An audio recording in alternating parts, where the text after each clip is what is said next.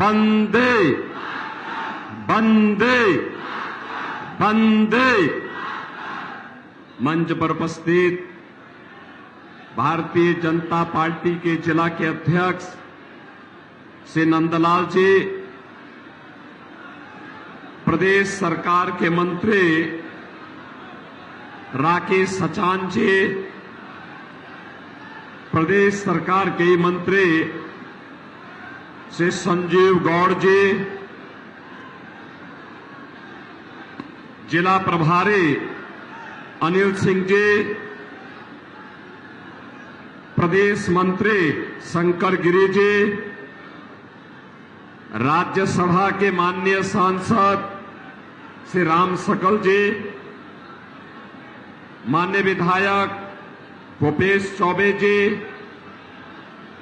माननीय विधायक अनिल कुमार मौर्य जी, एमएलसी विनीत सिंह जी, पूर्व जिलाध्यक्ष रमेश मिश्रा जी, एनडीए अपना दल के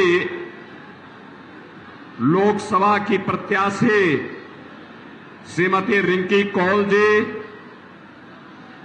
विधानसभा उपचुनाव के भारतीय जनता पार्टी और एनडीए के प्रत्याशी श्री श्रवण गौड़ जी, जिलाध्यक्ष अपना दल श्री सत्यनारायण पटेल जी, पूर्व विधायक श्रीमती रूबी प्रसाद जी,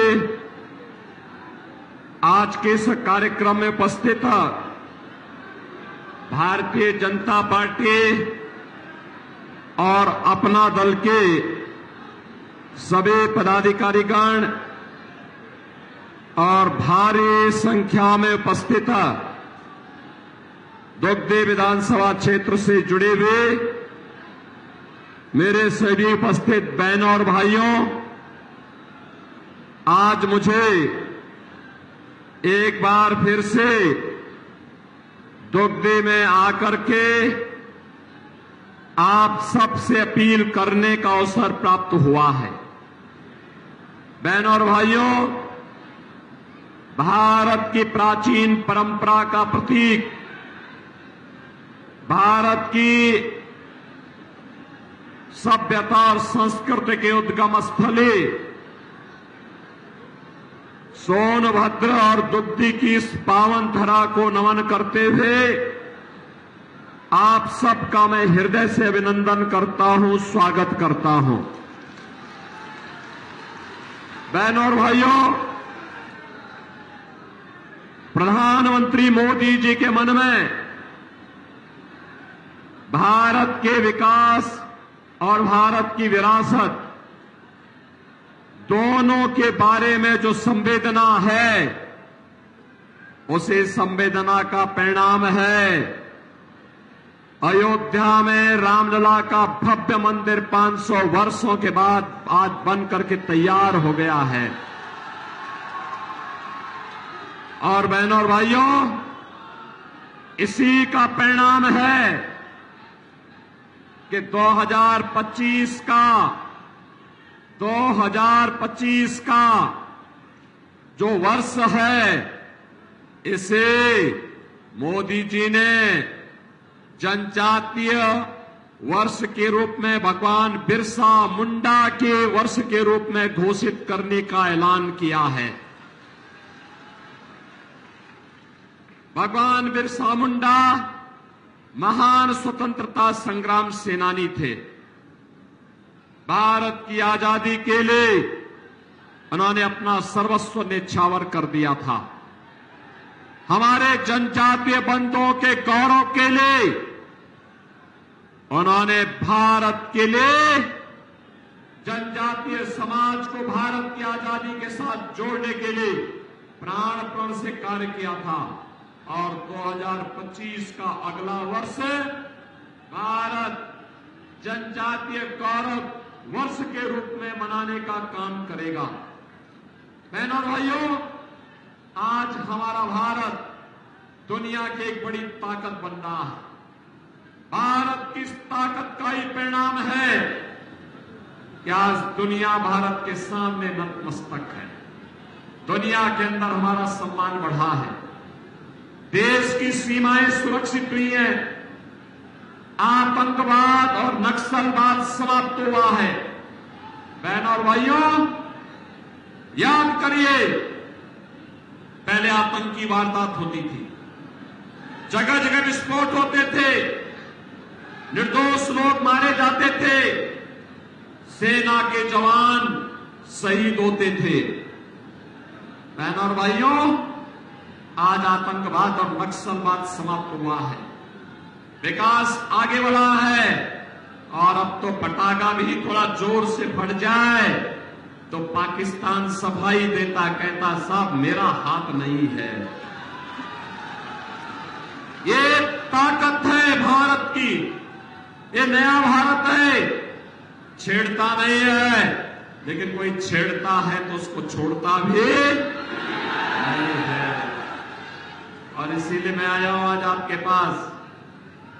आप सोचो, समाजवादी पार्टी की सरकार के समय गरीब जनजातीय समाज, अनुसूचित जाति के लोग भूख से मरते थे, भूख से तड़पते थे, किसान आत्महत्या करता था, नौजवान प्लान करता था, नक्सलवाद जबरन लोगों की संपत्तियों पर कब्जा करता था, दबंग और माफिया प्रवृत्ति के लोग आपके संसाधनों पर कब्जा करते थे।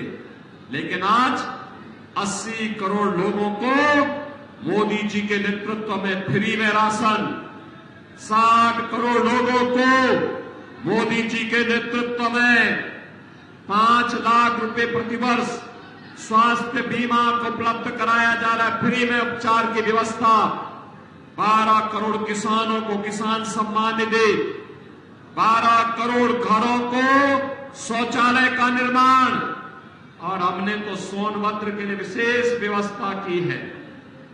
हमने कहा है जितने भी जनजातीय समुदाय यहां पर है, चेरो है, गौड़ है, या अन्य जितने भी बुक्सा है, थारू है, या जो भी जितने भी समाज के लोग हैं, इन सबके साथ साथ कोल जाति के उस सब परिवारों को जिनके पास मकान नहीं, हमने एक एक मकान उपलब्ध करवाने का काम किया है। बहनों और भाइयों, मोदी जी ने घोषणा की है जितने भी गरीब होंगे उनको एक एक आवास अगले 5 वर्ष के अंदर बनकर के तैयार उनको मिल जाएगा। और हमने तो पहले ही शुरुआत कर दी। जितने बड़े माफिया थे उनके संपत्ति को वापस ले रहे हैं, माफिया को मिट्टी में मिला रहे हैं, और उनके द्वारा गरीबों की संपत्ति पर जो कब्जा किया गया है उस संपत्ति पर आज गरीबों के लिए आवास बन रहे हैं, हाई राइज बिल्डिंग बन रही है, और एक एक फ्लैट हम गरीबों को आवंटित करने का काम कर रहे हैं। बहनों और भाइयों, पहले माफिया भगाता था, पुलिस को भी, बेटी को भी और व्यापारी को भी, और आज माफिया गले में तख्ती लटका के घूमता है, कहता साहब जान बख्श दो एक बार बस। हमने कहा नहीं, तुम गरीबों के शोषक हो, तुम्हारा वही हाल होगा जिसके तुम हकदार हो। और बहनों और भाइयों, इसीलिए मैं आज आया हूं। सुरक्षा की गारंटी भाजपा आपको दे रही है, विकास की गारंटी भाजपा आपको दे रही है। याद करिए, पहले माफिया अभी होते थे, जंगल माफिया, भू माफिया, खनन माफिया, लकड़ी माफिया, सैंड माफिया, पशु माफिया, ये हामी होकर के आपके संसाधनों पर जबरन कब्जा करते थे।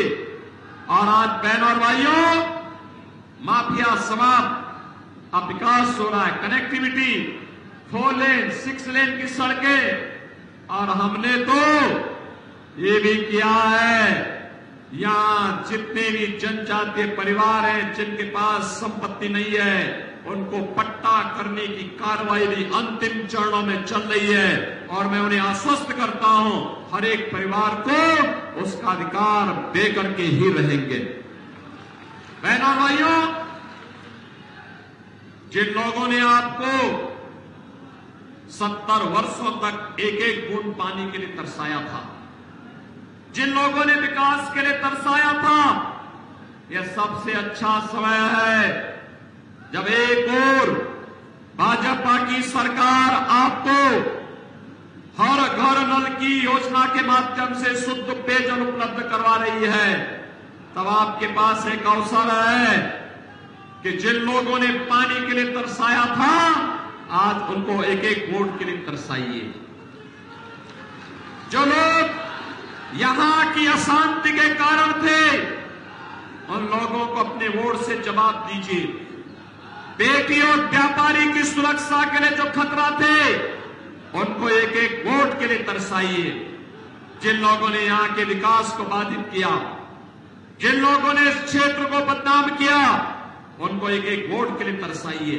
और इसीलिए आज मैं आपके पास आया हूं। लोकसभा के चुनाव में देश की जो आवाज है, उस आवाज के साथ सोनभद्र और दुर्ग की आवाज भी जुड़नी चाहिए। देश की आवाज है, फिर एक बार और अब की बार 400 पार। 400 पार में सोनभद्र भी आना चाहिए। सहमत हैं? श्रीमती रिंकी कौल दिल्ली में संसद में जाने के लिए कप प्लेट के साथ आपके पास आई है। कप और प्लेट। क्या चुनाव चिन्ह है रिंकी कौल का? Cup plate. रिंकी कौल को सोनभद्र में, दोगती में कप प्लेट पर जो वोट मिलेगा वो सीधे सीधे मोदी जी को जाएगा दिल्ली में। और बहनों और भाइयों, दोगती उपचुनाव में श्रवण गौड़ को जो वोट मिलेगा कमल चुनाव चिन्ह पर, वो वोट सीधे मेरे पास आएगा लखनऊ में। सहमत है ना? जो आवाज देश की है कि जो राम को लाए हैं हम उनको लाएंगे, आप सहमत हैं? सहमत है ना? देखो, ये समाजवादी पार्टी के लोग तो रामद्रोही हैं। ये राम भक्तों पर गोली चलाने वाले लोग हैं, रामद्रोही हैं। राम भक्तों पर उन्होंने गोलियां चलाई थी और ये आज भी कह रहे हैं कि अगर समाजवादी पार्टी और कांग्रेस की सरकार बनेगी तो अनुसूचित जाति, जनजाति और पिछड़ी जाति के आरक्षण को मुसलमानों को बांट देंगे। अरे बाबा साहब भीमराव अम्बेडकर का अपमान कर रहे हैं। बाबा साहब भीमराव अम्बेडकर ने कहा था धर्म के आधार पर आरक्षण नहीं हो सकता है। आरक्षण अनुसूचित जाति, अनुसूचित जनजाति और मंडल कमीशन की सिफारिश के आधार पर पिछड़ी जाति के लोगों को ही केवल मिल सकता है। बहनों भाइयों, हमें धर्म के आधार पर आरक्षण नहीं होने देना है। और भाजपा आपको आश्वस्त करती है, अनुसूचित जाति, पिछड़ी जाति के अधिकारों पर किसी को डकैती डालने की छूट नहीं देंगे, चाहे वह कांग्रेस और सपा हो, चाहे कोई भी हो, उनको डकैती डालने की छूट नहीं देंगे। बहनों और भाइयों, ये कह रहे हैं सत्ता में आएंगे तो विरासत टैक्स लगाएंगे। इनका ये विरासत टैक्स औरंगजेब का जजिया कर है। औरंगजेब मुगलों का सबसे क्रूर बादशाह था। उसने पहले अपने भाई की हत्या की, फिर अपने बाप की हत्या की। और बहनों और भाइयों, कोई मुसलमान भी अपने पुत्र का नाम औरंगजेब नहीं रखता, लेकिन उसने हिंदुओं पर एक टैक्स लगाया था, उसका नाम था जजिया कर, जजिया टैक्स। उसमें वो कहता था या तो टैक्स दो, नहीं तो मुसलमान बनो। और आज इसी रास्ते पर कांग्रेस और समाजवादी पार्टी जा रही है। लगता है औरंगजेब की आत्मा इनके अंदर घुस गई है। बहनों और भाइयों, हमें दोबारा हिंदुस्तान में औरंगजेब को पैदा नहीं होने देना है। आप सहमत हैं? औरंगजेब को पैदा होने देंगे? जो पुण्य राम जन्मभूमि में मंदिर निर्माण को लेकर आपको प्राप्त हुआ है, सपा कांग्रेस को वोट देकर के उसको पाप में मत बदलना। और इसीलिए मैं आया हूं कि लोकसभा के लिए श्रीमती रिंकी कौल और दुग्धे उपचुनाव के लिए श्री श्रवण कुमार गौर, ये भारतीय जनता पार्टी और अपना दल के प्रत्याशी हैं। विजयी बना के भेजेंगे। दुग्धी समर्थन करेगा। दोनों हाथ आगे बोलो भाई। आप तो हमारे सीमावर्ती क्षेत्र के बॉर्डर के प्रदेश के लोग हैं। आपके ऊपर तो हमको गर्व होता है कि लखनऊ और दिल्ली से इतनी दूरी पे रह करके बहादुरी के साथ आप काम करते हैं, जूझते हुए काम करते हैं। इसलिए दोनों हाथ आके बोलेंगे भारत माता की, भारत माता की, भारत माता की। बहन और भाइयों, मेरी अपील होगी, 4 दिन का समय है। ये 4 दिन देश के लिए देंगे। कितने लोग देने को तैयार हैं? कितने लोग तैयार हैं? सड़क की ओर भी बोलो, हाथ खड़ा करके बताओ मुझे कितने लोग तैयार होंगे। बहन और भाइयों, मैं आपसे अपील करूंगा, 4 दिन प्रतिदिन आप में से हर व्यक्ति 10-10 घरों में जाएंगे।